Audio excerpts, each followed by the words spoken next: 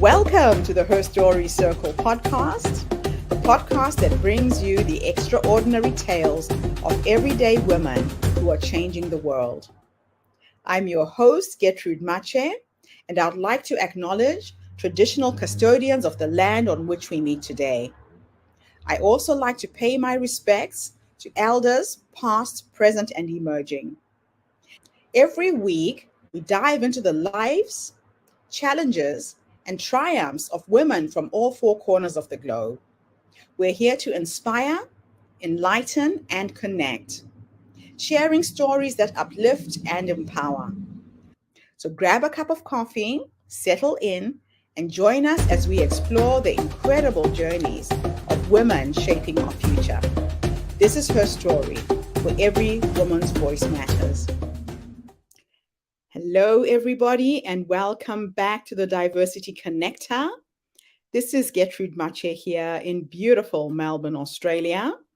And today I am graced with the presence of yet another fascinating young woman. Welcome, welcome, welcome to our tribe. Please tell everybody your full name, where you're based, how old you are, and share your story with us today.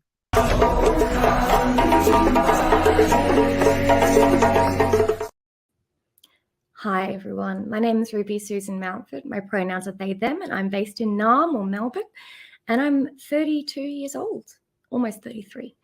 That makes me a Leo, if you're wondering. I suppose the things that have led to me being here is at the age of 25, I was diagnosed with autism spectrum disorder, or just as an autistic person. I also was diagnosed with ADHD in the same year. And it was through that process that I really started to appreciate just how much I could benefit from my existing queer identity as a bisexual person. I think my time moving into the space around LGBTQ plus activism meant that I was in communities and with people that were developing ways to move through shame and to understand ourselves. And I'd started off in community radio on Joy 94.9 as a current affairs reporter during the postal survey. And while we were developing ways to build resilience in our queer identities, I could see so many parallels with how that related to my identity as a neurodivergent person and as a person with disability. And I think there was something that was so helpful in the generosity of the communities around me in explaining their own perspectives and their own experiences, and me being able to see my own experience in them and them seeing theirs in mine, and us being able to celebrate each other and so learn how to celebrate ourselves.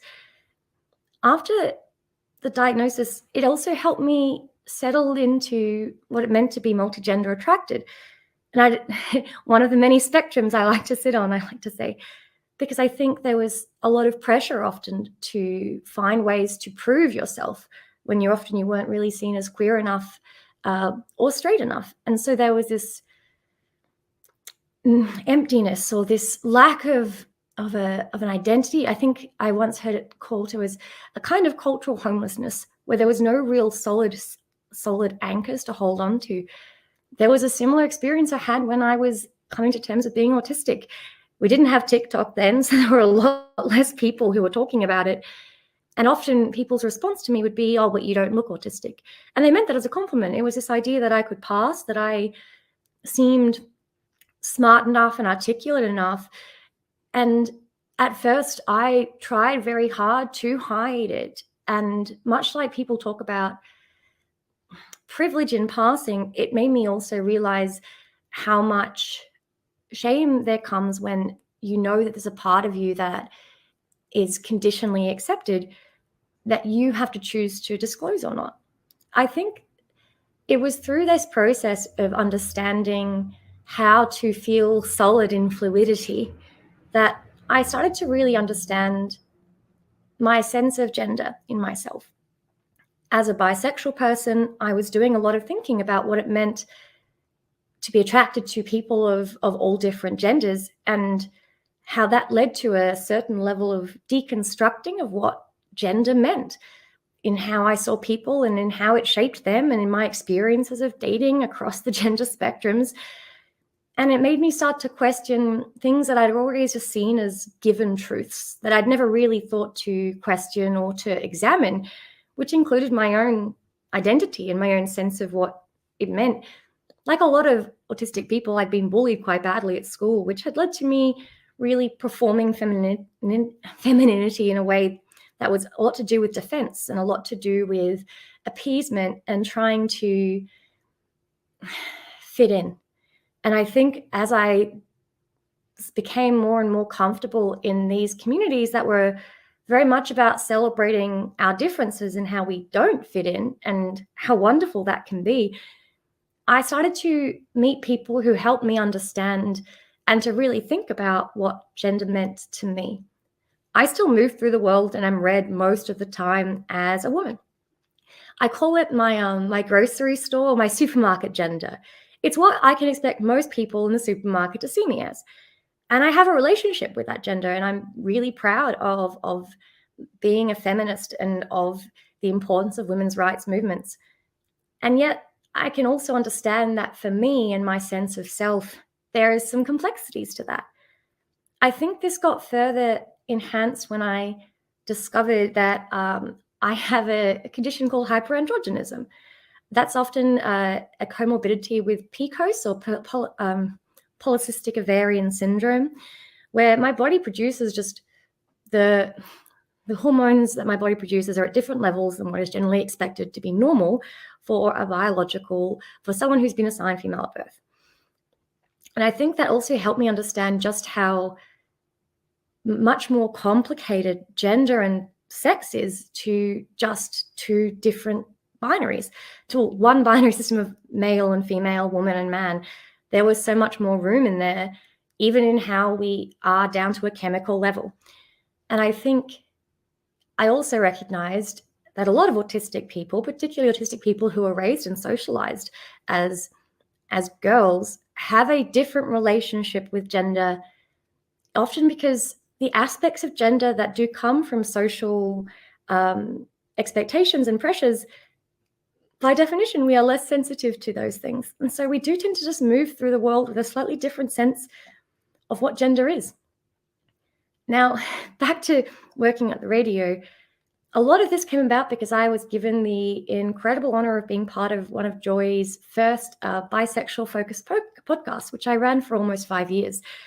And that gave me a constant opportunity to explore and to talk to people who were also navigating what it meant to have identities that were fluid in nature.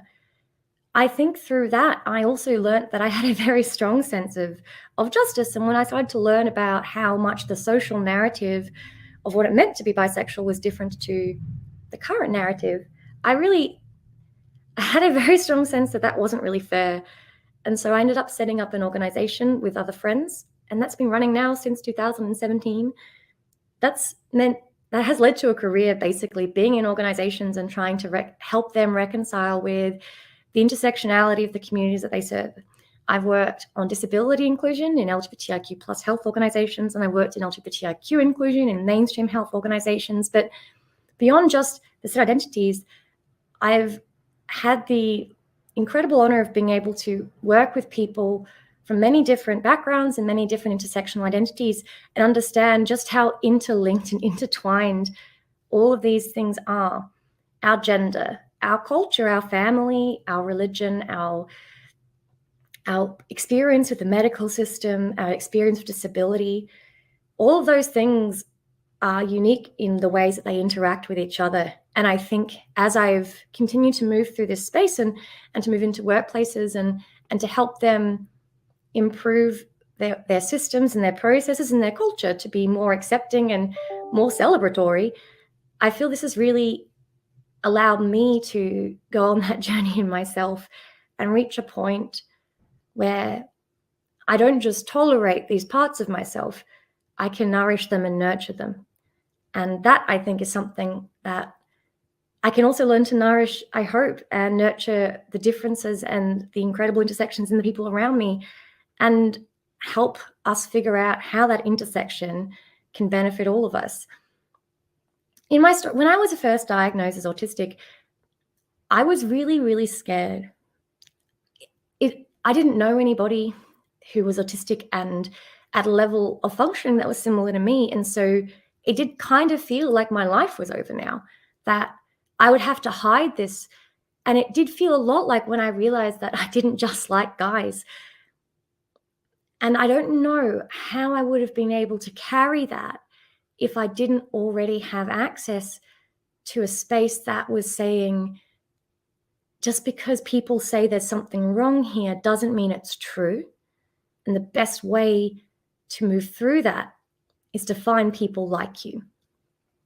So I still do get, it can still be difficult. There's a lot of negative messaging, particularly around gender and this idea of pronouns in the workplace and who gets to call each other what, and if it's too complicated or too hard.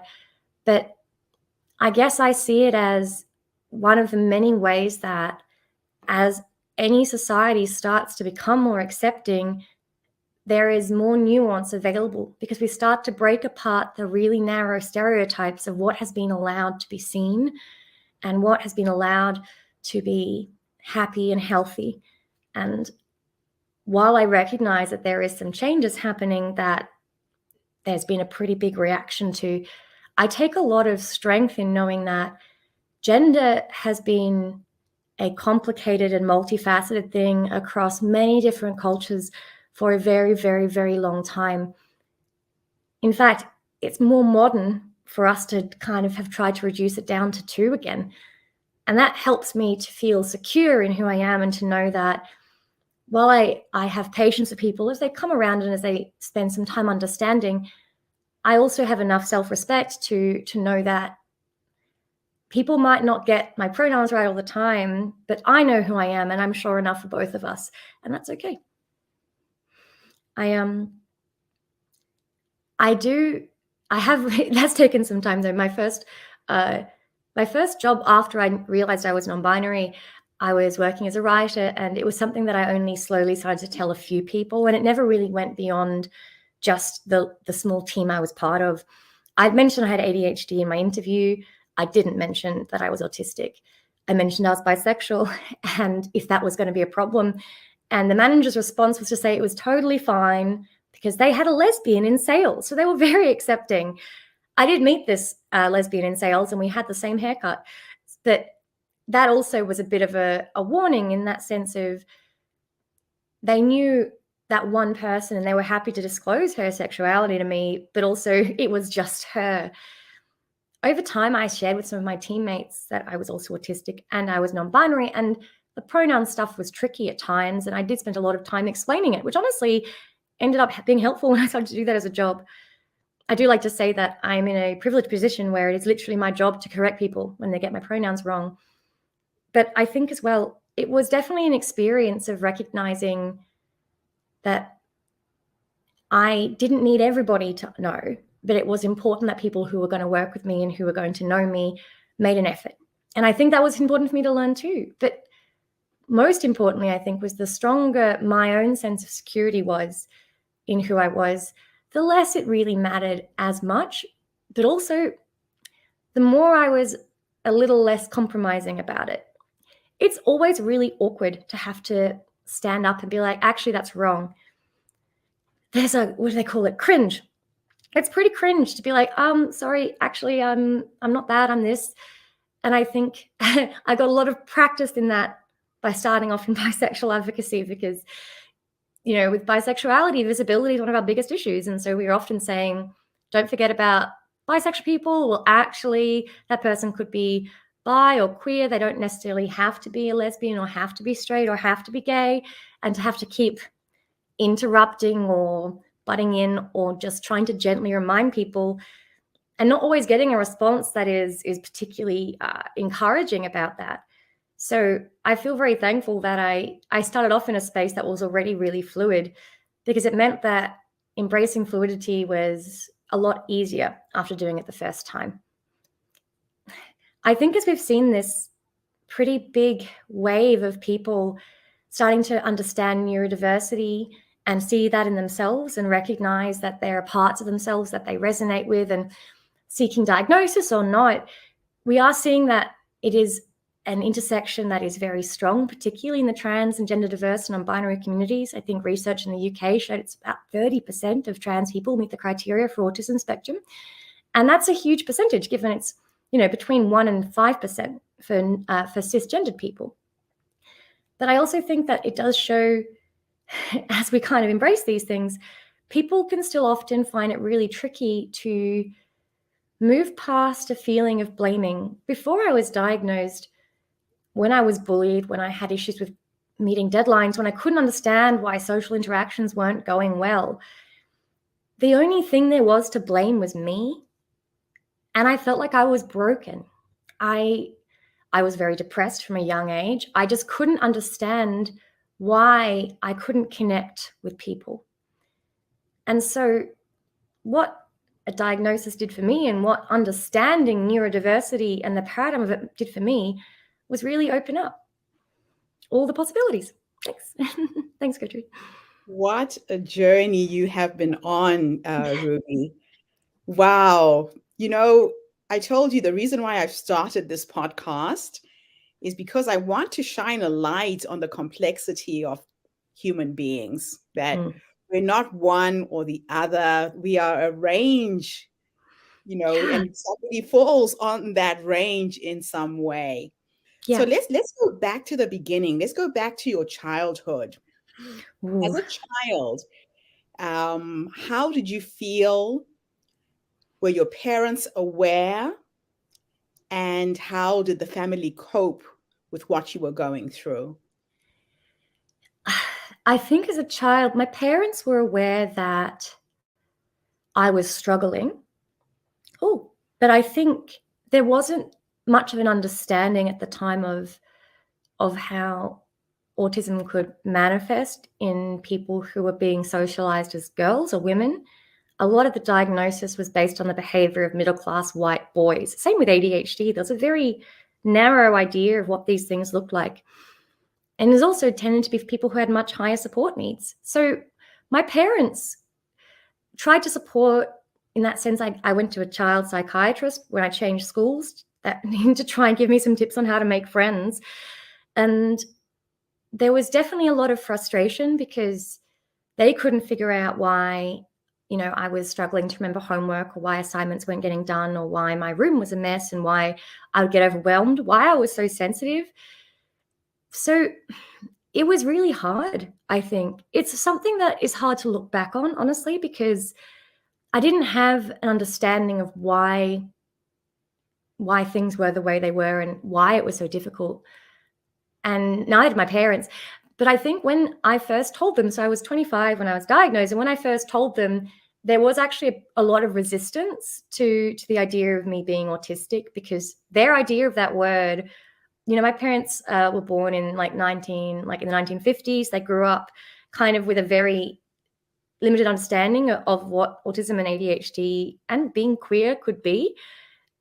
And so, but I think what I learned from coming out first as bisexual and then as autistic and then as non-binary was that my parents they would be a bit hesitant, but they would always come good. But it would always help that if I was sure enough for all of us. So that I learned to definitely build it up in myself first and then let them know, so that when they were confused or when they kind of projected their own confusion on me or their own fear about what that meant for me, I had enough to hold on to and be like, I understand, but this is your stuff to fix. This isn't mine to handle for you. Wow. Wow, that's absolutely incredible. So you talked about passing. It takes a lot of energy to try and be what you're not. Yeah. How did that affect your mental health? How did that play out as you were growing up?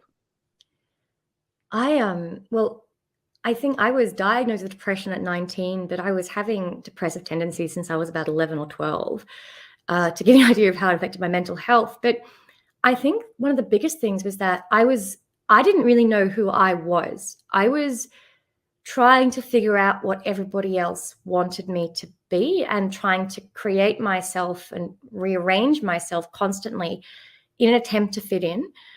And I think what is very hard about that is that I felt compromised because I knew I was compromising myself.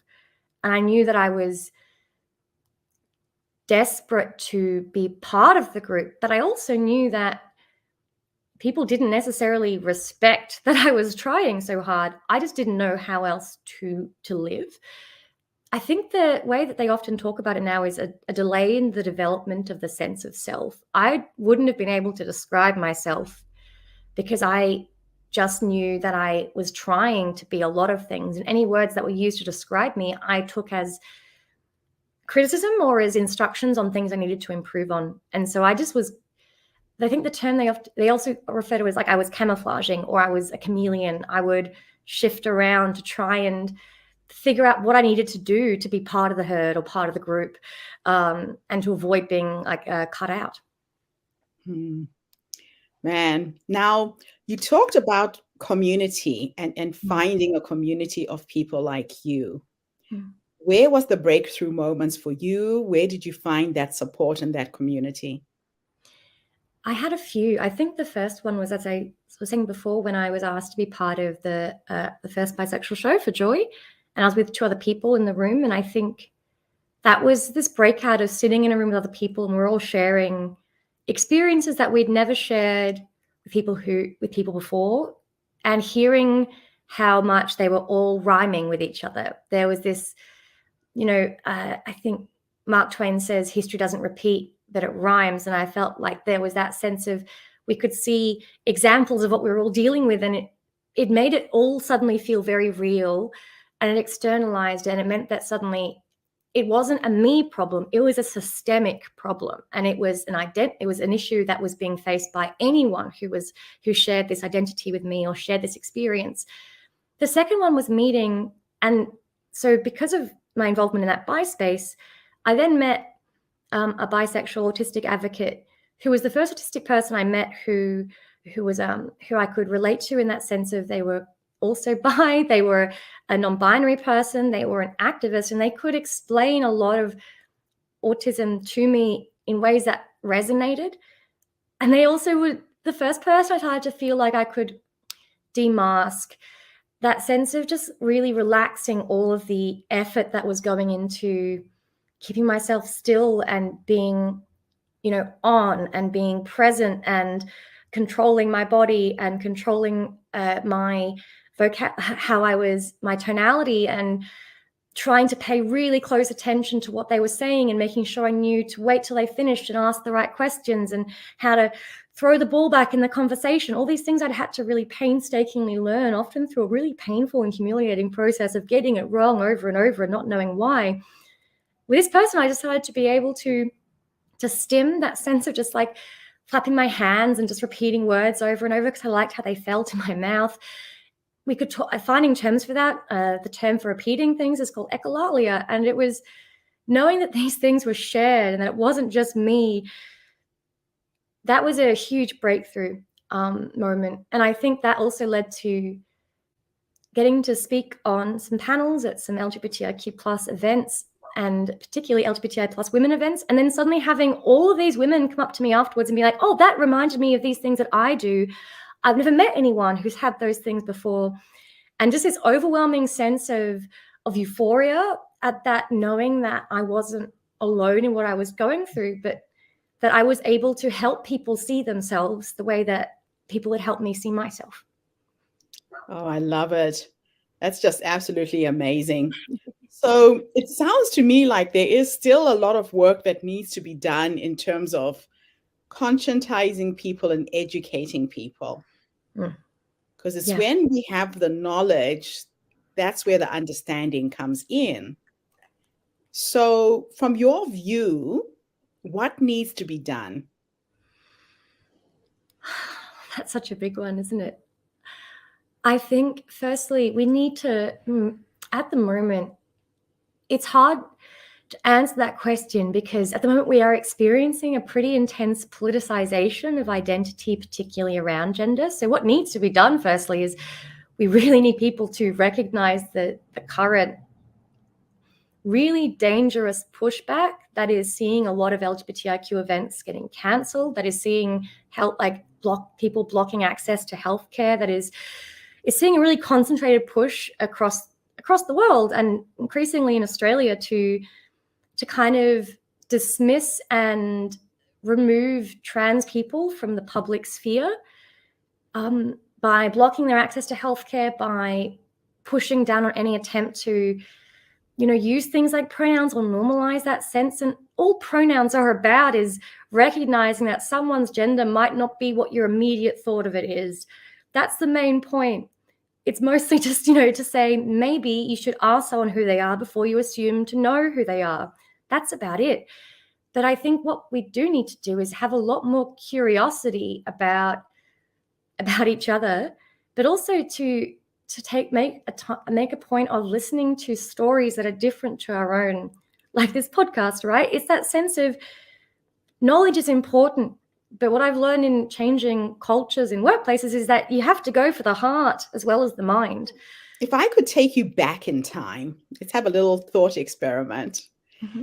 And you could go back to the younger you, that young person who was confused, frustrated, feeling alone. And I'm asking this question in case we do have some young person who picks up this video on YouTube.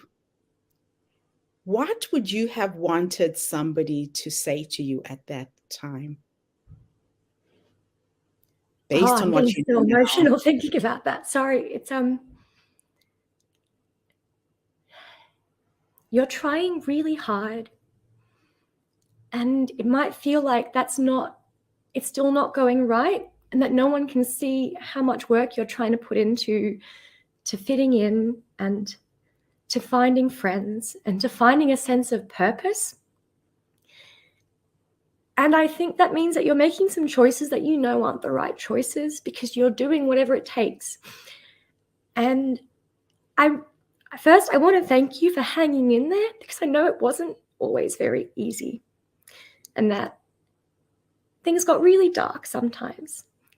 But I'm so glad that we found ways to get through that. You have an amazing mind. You have a really big heart. And you want things to be better for everyone. And those are not things you're going to lose. And I'm really proud of you for that. Oh, wow. Thank you. Sorry. That is so beautiful. So now let me teleport you into the future. Whoa.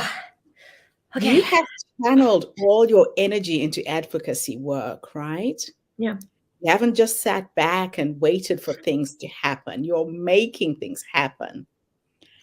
You're now 100 years old. With time, you might live to 120. And you are sitting on your porch in your rocking chair, reflecting back on this amazing life you've lived and the changes you've helped implement. If you could have a conversation with the future you, what would you say to this amazing person who's led you to that point?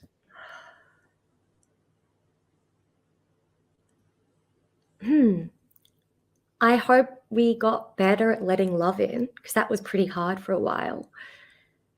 It seems like we definitely worked on some of the health stuff because we lived way longer than we thought. Hey, I hope that we've also been did you keep up carrying that balance of urgency and patience? Because I know that gets really hard sometimes. And you know how we used to talk to Dad about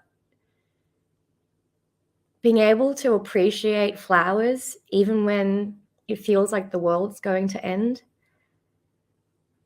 I hope we've found some time to appreciate things along the way, because I know that this urge to fix it, to make things better, has also at times meant that we've really cut ourselves off and we've isolated ourselves and haven't let ourselves ask for help when we needed it, because we just felt like we had so much to prove and that people would see us as a burden. And it seems like we've been getting better at that every year. So hopefully you've kept it up. And I hope that you keep your integrity. That's something that has been tricky, but has been really important. And I hope you've gotten better at walking with walking with humility. We've had the incredible fortune of being led into some conversations with people who have a wholly different connection to the country that we stand on. And I hope we've kept uplifting those voices. And I hope we've kept perspective and have found ways to balance the strange mixture of inferiority complex and God complex that has made us unstable but irreplaceable. But mostly I really hope that we've gotten better at the work-life balance and at making time for our friends and our loved ones, and hopefully, our brother moved back from Europe to help with the parents when they got older. And I'm really proud that we made it. Oh, I love that. The reason why I love to ask that question is a lot of times as human beings, we forget that we are led by the essence of the future we are becoming. And that you have the knowledge, you have the wisdom, it's already in you. So I normally go into meditation when I'm trying to work things out, and I tune into the energy of who I'm becoming. And I ask her, what is the next step? Where we're going. And I know that I will meet her someday because that's the journey, right? Right. I mean, it's so surreal, I think, because I couldn't picture a future self until recently. That was something that just felt so confusing and terrifying to try and imagine. And so I think being able to have that clarity of just, of knowing the kind of core values that I have been true to, even when I wasn't aware that they were going on, right? Yes. And just being like, well, we're going to keep following those. So where does it go? I like that very much. I like that very much, Gertrude. I love it. Now do me a favor and put the link in the chat of where people can contact you so I can share that before the video ends. Yeah. And let's just end our interview and talk a little bit about intersectionality. Yes. I'm from Zimbabwe originally. And when I moved to Australia, I found that a lot of people made assumptions of who I am. The first thing they see is my brown skin, and people jump into thinking I'm a refugee, I'm uneducated, I have really nothing to offer. And then, of course, my name, my surname, I've been excluded from interviews just because I've got this African name, right? Yeah. And people don't realize that I identify as being a Kiwi. I've lived in New Zealand the longest part of my life, so I call myself a Black Kiwi. Yeah. I have had multiple professions. I started my career in IT as a COBOL programmer when computers were starting. Oh, I've dang. had several businesses. Yeah. I have lived in 7 countries. I've visited 56 countries. So Amazing. unless you stop and talk to me and get to know me, you will never know the person that I am. Absolutely. Now, in the world of the transgender LGBTQ community, again, people make assumptions. Yeah. They take one look at you and they jump into judging you to be one thing or another. Yeah. So let's just finish with the importance of understanding intersectionality in the context of the world that you live in.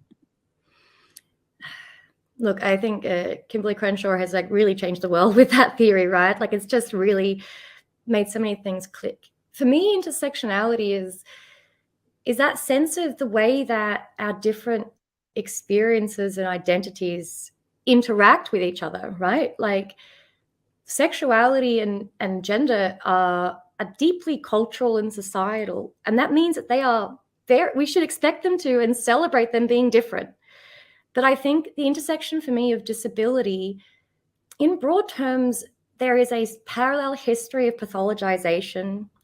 There's also a strange sense of people are just starting to get their heads around people with disabilities having sex, let alone gay sex, there's kind of this degendering of us as well.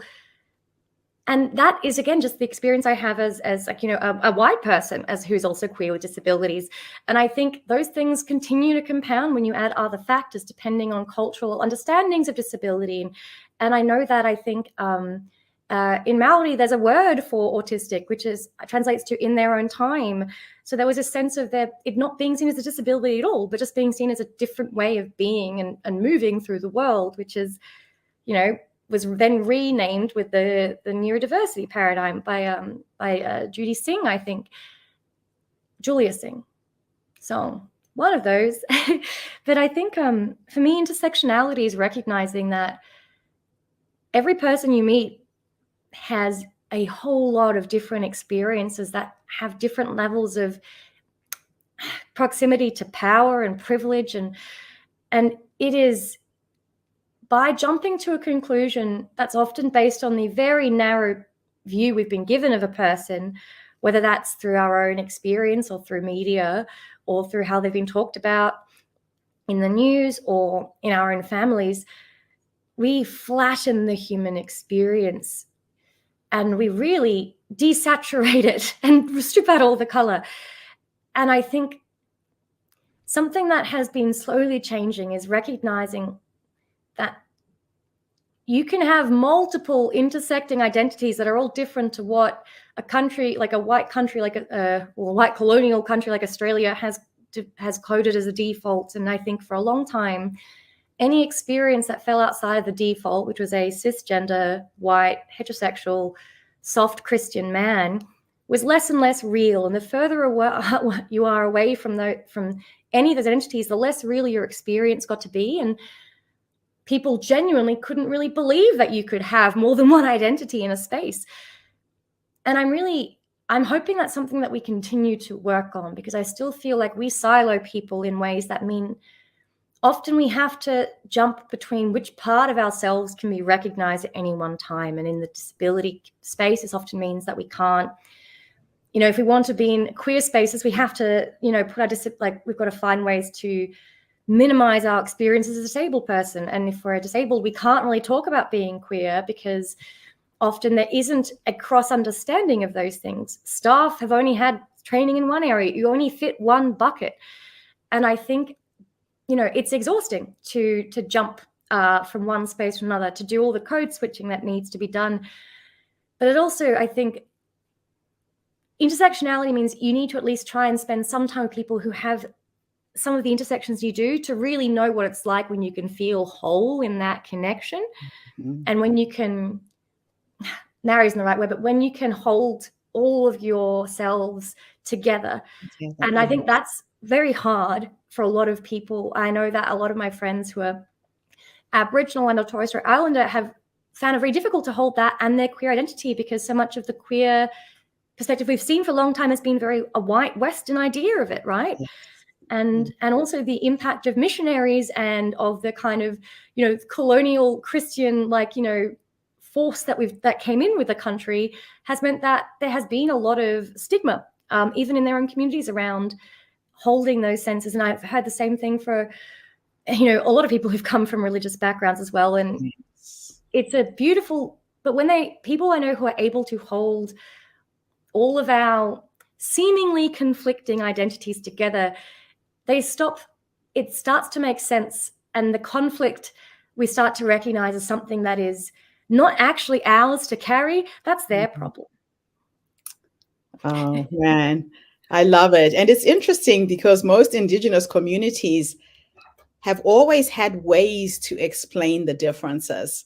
Yeah. You know, I'm from Zimbabwe, and I had a lot of relatives who are probably schizophrenic, never diagnosed, but talking to themselves, hearing voices. And he had a way of handling them and dealing with them. They were actually revered in the community because they could look into other dimensions and see things that we couldn't. Yeah. And I remember they would have a special cloth that would be draped on their shoulders if they were having an episode. And everybody in the community would know that, okay, they're going through something, just leave them alone. And people took care of them. and gave them the space to do what they Yeah. needed to do, you know? Yeah. And then we come into the Western world and it's the exact opposite. Yeah. No, So absolutely. I love that word, the Maori word you mentioned. I'll need to, I'll look them up, and Yeah, because that is beautiful. There's a lot to be learned about how we perceive absolutely. the human condition. And I think, I feel very passionately about, the investment that needs to go into the decolonizing of these structures, because the medical Yes. systems that came in from the West were built to enforce hierarchy. They were built to label behavior that was seen as different or deviant or unchristian. And these behaviors often were because they were associated with non-white people.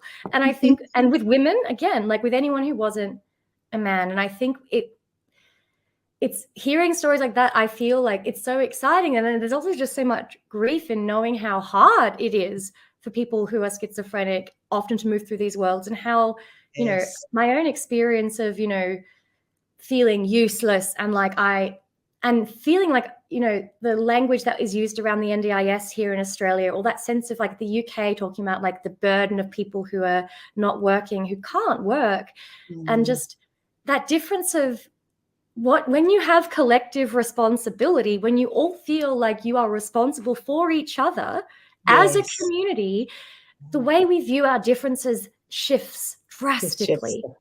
And that's a really beautiful example. I love that idea of just being like, I'm going to put on my special cloak, which basically says I'm having a really, I'm in my own space right now. Yes. That's amazing. That's a really beautiful mental image. So thank you so much for sharing that. Oh man, I could talk to you all afternoon. Thank you so much for gracing us with your presence today. And thank you to everybody who's tuned in. So the Diversity Connector is bringing you stories from all over the world, amazing people who don't look anything like you, who are having experiences that you don't understand. So please tune in again next week when I interview another amazing human being. In the meantime, have a fantastic day, morning, or evening, wherever you are in the world. And Ruby, thanks again for this amazing interview. Thank you so much for having me, Gertrude. It's been wonderful. Bye for now, everybody. Thank you for tuning into the Her Story Circle podcast. I hope today's story has inspired you to believe in the power of our stories and the difference you can make in the world when you use your voice. I'm Gertrude Mache, and it's been an honor to share this space with you, where voices from all walks of life come together to weave a rich tapestry of diverse perspectives. Don't forget to subscribe, rate, and review our podcast to help us share these stories with more listeners. Follow us on social media by looking for the Her Story Circle podcast for more updates. And join us tomorrow for another episode filled with courage, resilience, and empowerment. Remember, your story matters, and together we're building a stronger, more inclusive world. Until next time, keep making her story.